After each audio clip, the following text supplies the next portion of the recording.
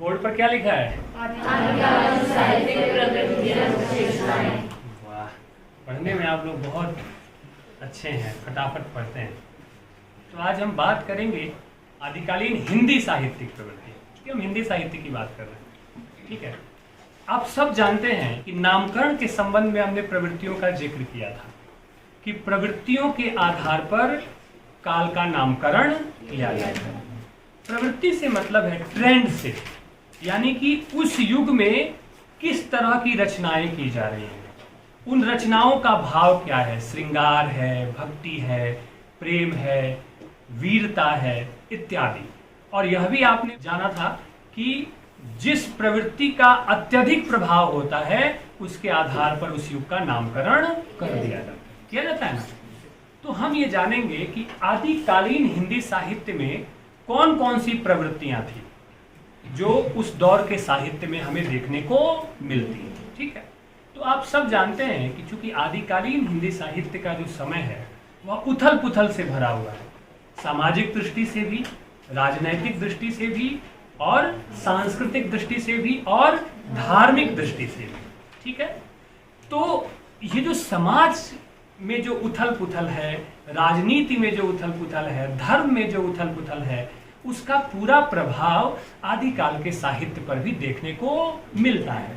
इसीलिए आदिकाल में अलग अलग तरह की साहित्यिक प्रवृत्तियां भी देखने को मिलती हैं। ठीक है, अलग अलग तरह की काव्य धाराएं भी देखने को मिलती हैं। ठीक है, तो बिंदुवार अगर हम आदिकाल की साहित्यिक विशेषताओं और प्रवृत्तियों को अगर बिंदुवार क्रमशः पॉइंट वाइज अगर चर्चा करने का प्रयास करें तो सबसे पहला पॉइंट जो होगा या सबसे पहला बिंदु जो होगा वह होगा कि आदिकाल के साहित्य में धार्मिक साहित्य और लौकिक साहित्य का समन्वय देखने को मिलता है।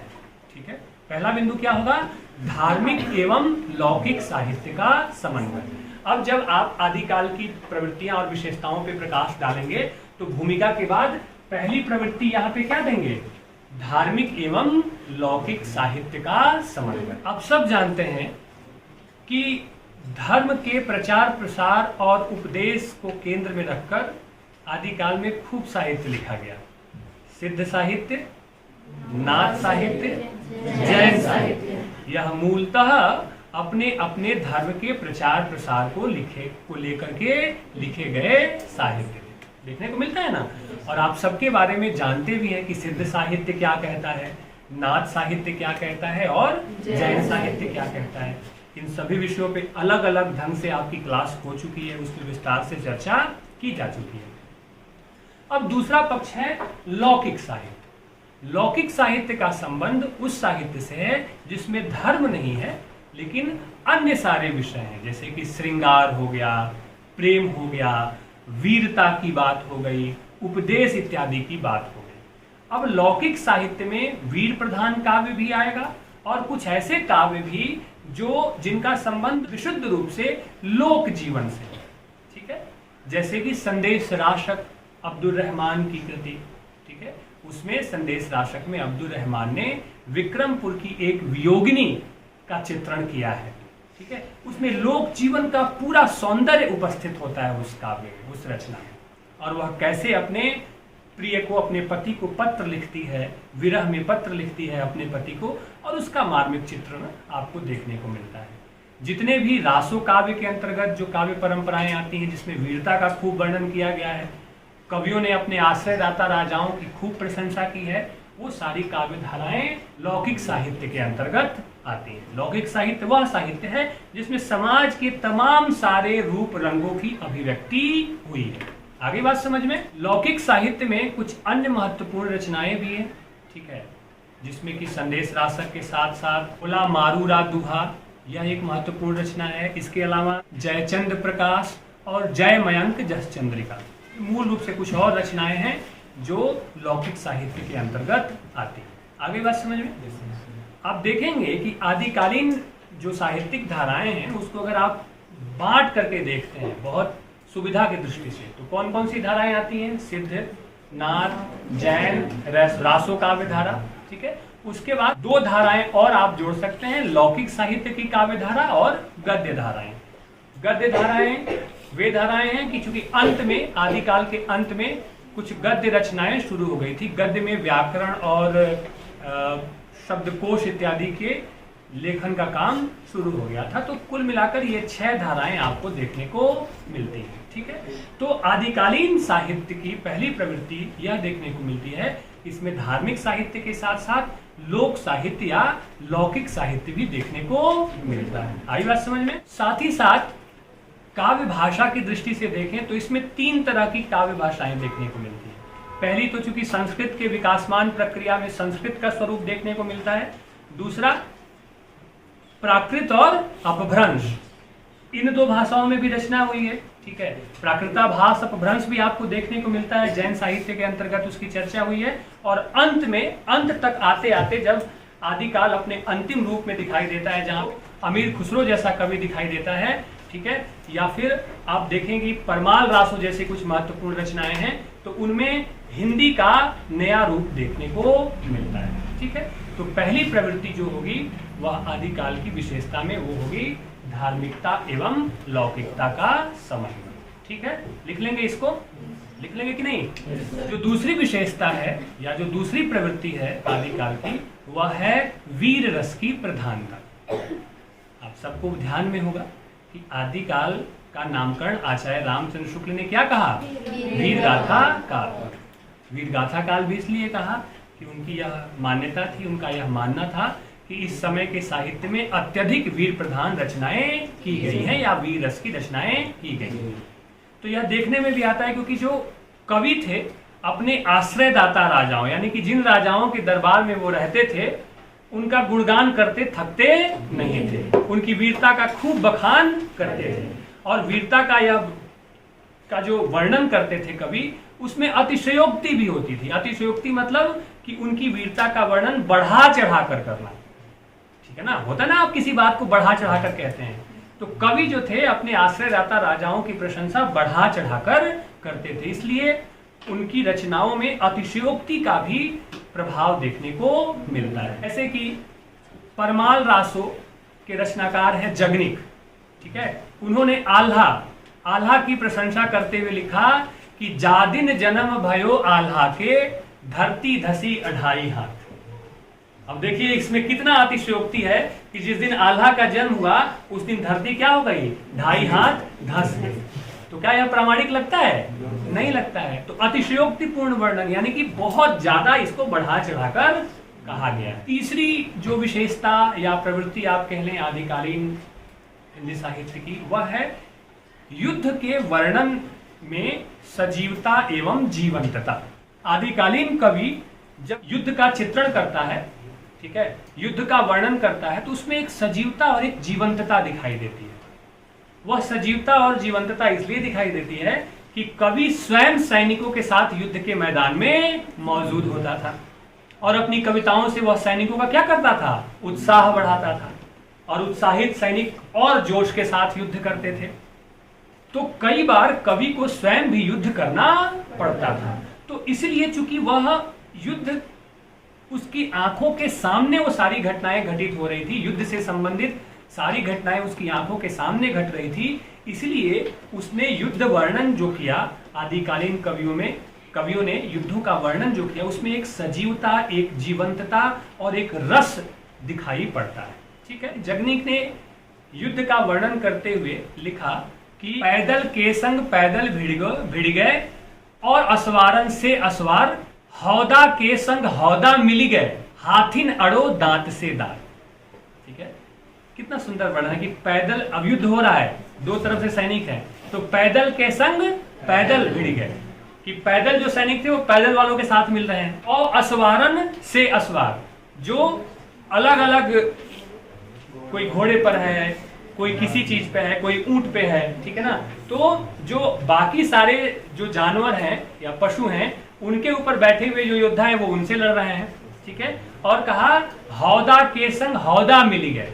हौदा कहते हैं बच्चे, हाथी के ऊपर देखिएगा कि ये युद्धों में कि ये 4 दीवारी टाइप चौकोर एक बनाया जाता है, जिसमें योद्धा बैठा होता है और वो चौकोर जो है वो क्या करता है? उसकी रक्षा करता है। ठीक है, तो वो उससे टकरा रहे हैं, और जब हौदा के संग हौदा मिल रहे हैं यानी कि उस चार दीवारी हाथी के ऊपर बनाई गई जो चार दीवारी है, उस पे बैठे हुए योद्धा जब दूसरे हाथी के बनाई गई जो चार दीवारी के योद्धा से टकरा रहे हैं तो हाथी भी आपस में क्या कर रहे हैं, लड़ रहे हैं, संघर्ष कर रहे हैं। ठीक है, तो उसका चित्रण कवियों ने किया। 3 विशेषताएं हो गई।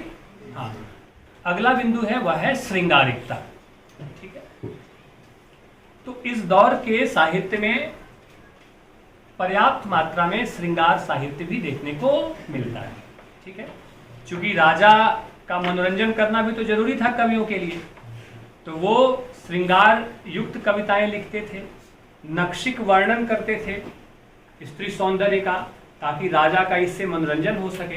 तो श्रृंगारपूर्ण रचनाएं भी इस दौर में हुई, लेकिन दूसरी तरफ विशुद्ध श्रृंगार परक रचनाएं भी हुई, जिनका उद्देश्य सिर्फ राजा का मनोरंजन करना नहीं था, वो वास्तव में मनुष्य के भाव, मनुष्य के जीवन के जो भाव व्यापार हैं उसमें जो श्रृंगार व्याप्त है उस स्तर की रचनाएं हुई। जैसे कि अब्दुल रहमान का संदेश राशक, वह किसी राजा को प्रसन्न करने के लिए नहीं लिखा गया है। ठीक है, वह एक लोक में व्याप्त सामान्य मानव जीवन की अनुभूतियों में जो निकला हुआ श्रृंगार है, जो निकला हुआ प्रेम है, जो विरह है, उसका वर्णन वहां पे हुआ है। तो श्रृंगार के भी 2 स्तर हैं, एक शुद्ध श्रृंगार, ठीक है, जो लोक जीवन की अभिव्यक्ति से अनुप्राणित है, और दूसरा श्रृंगार कवियों ने जो आश्रयदाता राजाओं को प्रसन्न करने के लिए लिखा। इस दौर की एक बड़ी विशेषता यह है श्रृंगारिकता के संबंध में कि जो भोगी राजा थे, ठीक है, जो भोग विलास में डूबे रहना चाहते थे, वो जैसे ही किसी अन्य राजा की स्त्री या उसकी बेटी या किसी राजकुमारी की सुंदरता का वर्णन सुनते थे तो उस राजा को संदेश भिजवाते थे कि आप हमें सुपुर्द कर दें या फिर युद्ध के लिए तैयार हो जाएं। तो नारियों के लिए भी राजाओं में युद्ध हुआ करते थे। जगनीक ने लिखा है इस दृश्य का वर्णन करते हुए कि जे ही की बिटिया कुमारी देखें ते ही घर जाई धरे तलवार। ठीक है, कि जहां राजकुमारी सुंदर है या कोई सुंदर स्त्री है तो संदेश भिजवाते हैं कि भेज दीजिए हमारे पास, अन्यथा तलवार लेकर युद्ध करने के लिए वहां पे पहुंच जाते हैं। ठीक है, तो श्रृंगारिकता का यह भी एक पक्ष है। ठीक है, और इसमें सबसे बड़ा योगदान किसका है? कवियों का, जो आग लगाते हैं। ठीक है, जो राजा को बताते हैं कि देखिए यहाँ सौंदर्य है, ये राजकुमारी बहुत सुंदर है, ये रानी बहुत सुंदर है, तो वो तो आपके यहाँ होनी चाहिए। बस राजा को क्या, हाँ ठीक है, तो संदेश भिजवा दिया, संदेश नहीं माने तो युद्ध के लिए तैयार हो गए। ठीक है, तो ये भी प्रवृत्ति देखने को मिलती। अगली प्रवृत्ति है दरबारीपन एवं आश्रयदाता राजाओं का गुणगान। ठीक है, इस दौर के अधिकांश कवि दरबारों में रहते थे। ठीक है, चारण काव्य इसीलिए कहा गया, जॉर्ज ग्रियर्सन ने क्या कहा, चारण काव्य। ठीक है, तो वो कवि राजा के दरबार में रहते थे और उनका एकमात्र उद्देश्य होता था राजाओं को प्रसन्न करना। इसलिए इस काव्य में कोई महान उद्देश्य नजर नहीं आता है, किसी महान उद्देश्य की पूर्ति के लिए काव्य नहीं लिखा गया। चूंकि दरबारों में रहकर राजा की प्रशंसा करना ही इनका मूल उद्देश्य था, इसलिए इनकी कविताओं में दरबारीपन के गुण देखने को मिलते हैं और ये अपने आश्रयदाता राजाओं की खूब प्रशंसा करते हुए नजर आते हैं। इस दौर की एक और महत्वपूर्ण विशेषता है और वह है फुटकल साहित्य। ठीक है, फुटकल साहित्य से संबंध है कि जिनकी धारा थोड़ी अलग थी। ये फुटकल काव्य धाराएं जो न तो वीर भाव से संबंध रखती हैं न तो श्रृंगार से संबंध रखती हैं, लोक जीवन के सारे रूप, सारी अभिव्यक्तियां उसमें देखने को मिलती हैं। हालांकि श्रृंगार का थोड़ा बहुत प्रभाव इस फुटकल साहित्य पर भी देखने को मिलता है, क्योंकि मनुष्य के जीवन से श्रृंगार को अगर आप हटा दें तो कुछ बचता नहीं है। यानी कि मनुष्य के जीवन में श्रृंगार एक मूलभूत रस है जिसको हटाया नहीं जा सकता, जिसको पृथक नहीं किया जा सकता है। तो श्रृंगार का थोड़ा बहुत स्वभाव दिखता है। ये रचनाएं सही अर्थों में लौकिक हैं, फुटकल साहित्य में जो रचनाएं दर्ज हैं, और लोक जीवन के विभिन्न कार्य व्यापारों से संबंधित हैं। इस कड़ी में सबसे महत्वपूर्ण जो नाम आता है वह नाम आता है अमीर खुसरो का। ठीक है, अमीर खुसरो ने फुटकल साहित्य लिखा, मुकरियां लिखी, पहेलियां लिखी। तो अपने साहित्य के माध्यम से अमीर खुसरो ने आदिकालीन हिंदी साहित्य को बहुत समृद्ध किया और विशेष तौर पे उनकी पहेलियां बहुत प्रसिद्ध हैं। और अमीर खुसरो का योगदान इसलिए भी बहुत महत्वपूर्ण है कि ऐसा लगता है कि उनकी जो भाषा है वह खड़ी बोली हिंदी की भाषा है। खड़ी बोली हिंदी की भाषा को प्रतिष्ठित करने का आदिकाल में जो काम किया वह अमीर खुसरो ने किया। आप कह सकते हैं अमीर खुसरो के महत्व को स्थापित करते हुए कि आदिकाल की वो पहले ऐसे कवि हैं जिन्होंने खड़ी बोली हिंदी को काव्य भाषा के रूप में प्रतिष्ठित करने का प्रयास किया। ठीक है, अब उनकी पहेली सुनिए और आप लोग उसका उत्तर खोजिए। पहेली समझते हैं ना? ठीक है, तो अमीर खुसरो लिखते हैं कि एक थाल मोती से भरा, सबके सिर पर औंधा धरा। ठीक है, और आगे कहा चारों ओर वह थाली फिरे, मोती उससे एक न गिरे। ठीक बोला था आपने कि आसमान जो है उसमें जो तारे हैं क्या हैं, वो मोती की तरह हैं। ठीक है, अच्छा चलिए, अगर आप बड़े पहेली के बुझक्कर हैं तो एक और बुझ के बताइए। एक नार ने अचरज किया, सांप मार पिंजरे में दिया, जो जो सांप ताल को खाए, सूखे ताल सांप मर जाए। अब इसका अर्थ बताइए, बताइए क्या है ये पहेली। एक नार ने अचरज किया, सांप मार पिंजरे में दिया। ठीक है, जो जो सांप ताल को खाए, ठीक है, सूखे ताल सांप मर जाए। दिया और बाती, ठीक है, सांप की तरह होती है ना बाती, तो उसको पकड़ के और दिए में डाल दीजिए। ठीक है, जो जो सांप ताल को खाए, सूखे ताल सांप मर जाए। ठीक है, पानी तेल सूखता है ना, और बाती क्या होती है, जल्दी चली जाती है। तो ये है दिया और बाती। तो आमिर खुसरो का भी बहुत बड़ा महत्व है। और आमिर खुसरो और अन्य महत्वपूर्ण कवि जैसे विद्यापति हो गए, विद्यापति भी आदिकालीन काव्य धारा के बहुत बड़े कवि हैं। उनकी महत्वपूर्ण रचना विद्यापति की पदावली, कीर्तिलता, कीर्ति पताका, ये भी बहुत महत्वपूर्ण है।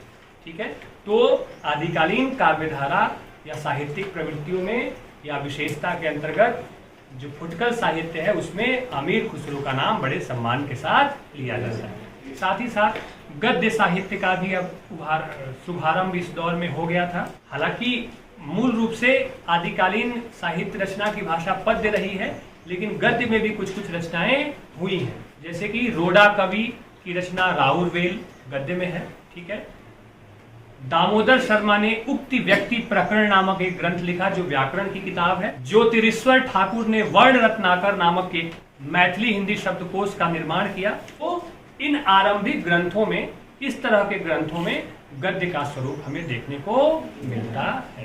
ठीक है, तो ये आदिकालीन काव्य की कुछ विशेषताएं और कुछ प्रवृत्तियां हैं जिसे आप बिंदुवार क्रमशः नोट कर लीजिएगा और अपने नोट्स में दर्ज कर लीजिएगा। ठीक है, तो बड़ी सहजता के साथ आज हमने आदिकालीन काव्य की विशेषताओं के बारे में, उनकी प्रवृत्तियों के बारे में जाना। पहली विशेषता क्या है, धार्मिक एवं लौकिक साहित्य का समन्वय। ठीक है, उसके बाद वीर रस की प्रधानता। ठीक है, उसके बाद श्रृंगार रस।